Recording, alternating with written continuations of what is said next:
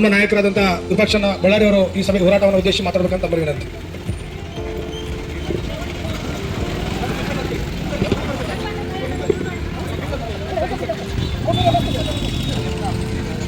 ದೇಶದ ರಾಜಧಾನಿಯಲ್ಲಿ ನಡೀತಕ್ಕಂಥ ಎಐ ಸಮ್ಮೇಳನದ ಭಾರತದ ಇಂದಿನ ವಿರೋಧ ಪಕ್ಷವಾಗಿರ್ತಕ್ಕಂಥ ಕಾಂಗ್ರೆಸ್ಸಿನ ಯುವ ಕಾಂಗ್ರೆಸ್ ವತಿಯಿಂದ ಪ್ರತಿಭಟನೆಯನ್ನು ಮಾಡಿ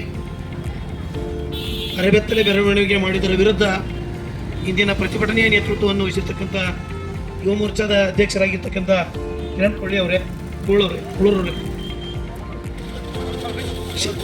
ಕೋಣ್ಣವರವರೇ ಮತ್ತು ಶಹರ ಘಟಕದ ಅಧ್ಯಕ್ಷರಾದ ಕಿರಣ್ ಕೊಳ್ಳಿ ಅವರೇ, ಇನ್ನೋರ್ವ ಮಹಿಳಾ ಮೋರ್ಚಾದ ಅಧ್ಯಕ್ಷಿಣಿಯಾದಂಥ ಸೋದರಿ ರೋಹಿಣಿ ಪಾಟೀಲ್ ಮೇಡಮ್ ಅವರೇ, ಈ ಸಭೆಯಲ್ಲಿ ಉಪಸ್ಥಿತರಿರ್ತಕ್ಕಂಥ ಹಾವೇರಿಯ ಮುಖಂಡರಾದಂಥ ಗವಿಸಿದ್ದಪ್ಪ ಜಮಣ್ಣರವರೇ, ಜಿಲ್ಲಾ ಪ್ರಧಾನ ಕಾರ್ಯದರ್ಶಿಗಳಾದಂಥ ಸಂತೋಷ್ ಆಲೂಕಟ್ಟಿ ಅವರೇ, ವಿಜಯಣ್ಣ ಚಿನ್ನಿಕಟ್ಟಿ ಅವರೇ, ನಿರಂಜನ್ ನೆರೂರವರೇ, ತಿಮ್ಮಾಪುರ ಅವರೇ, ವೇದಿಕೆಯಲ್ಲಿರ್ತಕ್ಕಂಥ ಎಲ್ಲ ನನ್ನ ಪದಾಧಿಕಾರಿಗಳೇ, ಹಿರಿಯ ಮುಖಂಡರುಗಳೇ, ಮಾಧ್ಯಮದ ಸ್ನೇಹಿತರು,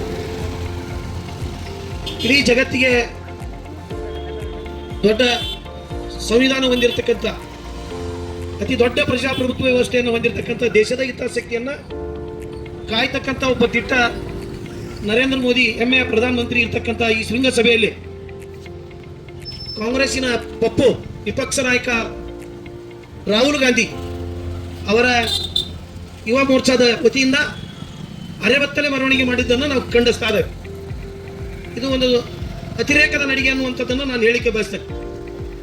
ಅವನಿಗೆ ಬುದ್ಧಿ ಕೂಡ ಪಕ್ವವಾಗಿಲ್ಲ ಅಂತೇಳಿ ನಿನ್ನೆ ಮಾಧ್ಯಮದ ಸ್ನೇಹಿತರು ಮಾತಾಡ್ತಾ ಇದ್ರು. ರಾಹುಲ್ ಗಾಂಧಿಗೆ ಬುದ್ಧಿನ ಮೆಚೂರ್ಡ್ ಆಗಿಲ್ಲ. ಅವನಿಗೆ ಅರೆ ಬುದ್ಧಿ ಮನುಷ್ಯ ಅಂದ್ರೆ ವಿಪಕ್ಷ ನಾಯಕ ಅಂತ ಇಡೀ ಜಗತ್ತಿಗೆ ಸಾಬೀತಾಗಿರ್ತಕ್ಕಂಥ ಒಂದು ಸಂದೇಶವನ್ನು ತನ್ನಿಂದ ತಾನೇ ಬಿತ್ತರಿಸಿಕೊಂಡಿರ್ತಕ್ಕಂಥ ಒಂದು ವಿಡಿಯೋವನ್ನು ನೋಡಿದಾಗ ನಾಚಿಕೆ ಆಗ್ಬೇಕು. ವಿಪಕ್ಷ ನಾಯಕನ ಸ್ಥಾನದಲ್ಲಿರ್ಲಿಕ್ಕೆ ನಾಚಿಕೆ ಆಗ್ಬೇಕು.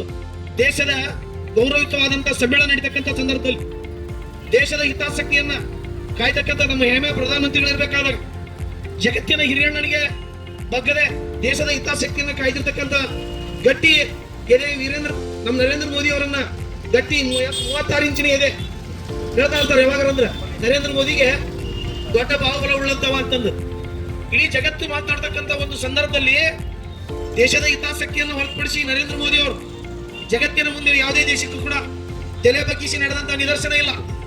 ಇಂಥ ಸಂದರ್ಭದಲ್ಲಿ ಇಡೀ 70ಕ್ಕಿಂತ ಹೆಚ್ಚು ರಾಷ್ಟ್ರಗಳು ಇವತ್ತು ದೇಶದಲ್ಲಿ ಒಂದು ಶೃಂಗಸಭೆ ಮುಖಾಂತರ ತಮ್ಮೆಲ್ಲ ಆಗು ಹೋಗುಗಳ ಬಗ್ಗೆ ಚರ್ಚೆ, ತಮ್ಮೆಲ್ಲ ದೇಶಗಳಿಗೆ ಬೇಕಾಗಿರ್ತಕ್ಕಂಥ ಎಲ್ಲ ಒಪ್ಪಂದಗಳು, ನಮ್ಮ ದೇಶಕ್ಕೆ ಬೇಕಾಗಿರ್ತಕ್ಕಂಥ ಎಲ್ಲ ಒಪ್ಪಂದಗಳಿಗೆ ಒಪ್ಪಿಗೆ ಸೂಚಿಸ್ತಕ್ಕಂಥ ಈ ಸಭೆಯನ್ನ ಅಗೌರವವಾಗಿ ನೀಡಿಕೊಂಡದ್ದು ಇದು ಖಂಡನೀಯ. ರಾಹುಲ್ ಗಾಂಧಿ ಅವರೇ, ನೀವು ಯಾರಿಗಾದ್ರೂ ಒಬ್ಬ ಜ್ಞಾನಿಗಳ ಕೂಟ ಪಾಠ ಹೇಳಿಸ್ಬರಿ. ವಯಸ್ಸಾದಂತ ಒಬ್ಬ ರಾಷ್ಟ್ರೀಯ ನಾಯಕರನ್ನ ಕಡೆಗೆಂದಿರಿ, ಅವ್ರಿಗೆ ಕೂಡ ವಿವೇಚನೆ ಇಲ್ಲ ಅಂತ ನಾನು ತಿಳ್ಕೊಂಡ್ರಿ. ರಾಹುಲ್ ಗಾಂಧಿ ಅವರೇ, ಅವರು 70 ವರ್ಷ ಆಗ್ಯಾವ, 90 ವರ್ಷ ಆಗ್ಯಾವ ನಿಮ್ಮ ರಾಷ್ಟ್ರೀಯ ನಾಯಕರಿಗೆ, ಅವ್ರಿಗೆ ಕೂಡ ಗೊತ್ತಿಲ್ಲ. ನೀವು ವಿಪಕ್ಷನಾಗಿ ಕುತ್ಕೊಳ್ಳೋಕೆ ಈಗಂತರೂ ಜಗತ್ತೇ ನಿನ್ನ ಇವತ್ತ ಒಂದು ನಾಚಿಕೆಗೇಡಿನ ಸಂಗತಿ ಅನ್ನುವಂಥದ್ದನ್ನು ನಿನ್ನ ನೋಡ್ತಾ ಇದಾರೆ. ಒಂದು ನಾಚಿಕೆ ಪಡ್ಬೇಕು ನೀನು ಜಗತ್ತಿನ ಮುಂದೆ.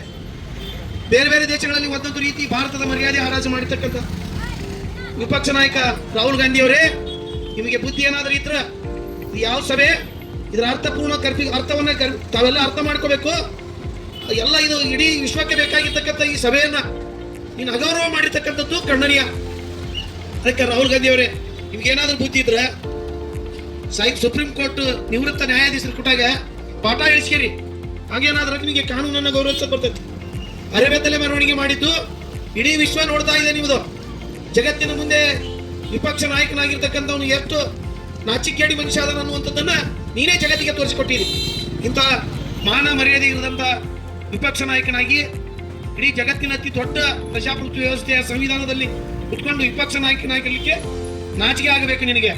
ಅವನು ಕೂಡಿಸಿಕೊಂಡಿರ್ತಕ್ಕಂಥ ಕಾಂಗ್ರೆಸ್ಸಿನ ಎಲ್ಲ ಗುರಿಗಳಂತಿರುವಂತ ಮುಖಂಡರಿಗೆ ಏನಂದ್ರ ಎಲ್ಲ ಮುಖಂಡರಿಗೆ ಹೇಳ್ತೇನೆ ನಾನು, ಅವ್ರು ಕಾಂಗ್ರೆಸ್ಸಿನ ಮುಖಂಡರಿಗೆ ಎಲ್ಲದಕ್ಕೂ ತಲೆ ಹಾಕ್ಬೇಡ್ರಿ. ಅನೇಕರು ನಿಮ್ಮ ಜ್ಞಾನಿಗಳದಾರ, ಅವ್ರ ಕೈಯಾಗ ಕೊಡುವಂತದ ಹಿರೇತನ ಪೂರ್ಣ ವಯಸ್ಸಾಗಿರೋ ಯಜಮಾನ ತಲೆ ನಡತತಿ. ಅವನೊಬ್ಬನ ರಾಷ್ಟ್ರೀಯ ನಾಯಕನ ಮಾಡಿಕೊಂಡ್ರಿ.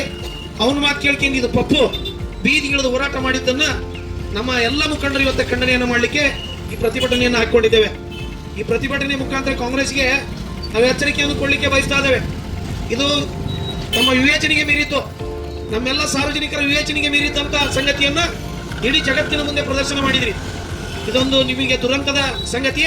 ಮುಂದಿನ ದಿನಮಾನಗಳಲ್ಲಿ ಇಂಥ ಘಟನೆಗಳಿಗೆ ಅವಕಾಶ ಮಾಡಿಕೊಟ್ರ ಇವೆಲ್ಲ ನಮ್ಮ ಮುಖಂಡರು ಕೂಡ ಜನರ ಮುಂದೆ, ಜನಸಾಮಾನ್ಯರ ಮುಂದೆ ತಲೆ ತಗ್ಗಿಸಿ ನಡೆಯುವಂತಹ ಪರಿಸ್ಥಿತಿ ನಿಮ್ಮೆಲ್ಲರಿಗೂ ಕೂಡ ಬಂದು ಒದಗಲಿಕ್ಕೆ ವಿಪಕ್ಷ ನಾಯಕನೇ ಕಾರಣ ಅನ್ನುವಂತ ಮಾತನ್ನ ನಾನು ಈ ಸಭೆ ಮುಖಾಂತರ ಹೇಳಿಕೆ ಬಯಸ್ತೇನೆ. ನಾವೆಲ್ಲ ಇವತ್ತ ಭಾರತೀಯ ಜನತಾ ಪಕ್ಷದ ಒಂದು ಅಜೆಂಡಾ ಐತಿ.